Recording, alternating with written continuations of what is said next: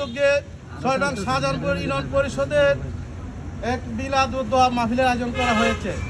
উক্ত দোয়া মাহফিলে উপস্থিত আছেন বাংলাদেশ জাতীয়তাবাদী দল বিএনপি মাধবপুর উপজেলা শাখার সিনিয়র সভাপতি জনাব পারভেজ হোসেন চৌধুরী, চেয়ারম্যান ৬ নং শাহজাহানপুর ইউনিয়ন পরিষদ। উপস্থিত আছেন বাংলাদেশ জাতীয়তাবাদী যুবদল মাধবপুর উপজেলা শাখার সম্মানিত আহ্বায়ক জনাব এনায়েতুল্লাহ। উপস্থিত আছেন বাংলাদেশ পুলিশ পরিষদের পরশপুর পুলিশ ফাঁড়ির সম্মানিত ইনচার্জ খায়রুল বৎসর।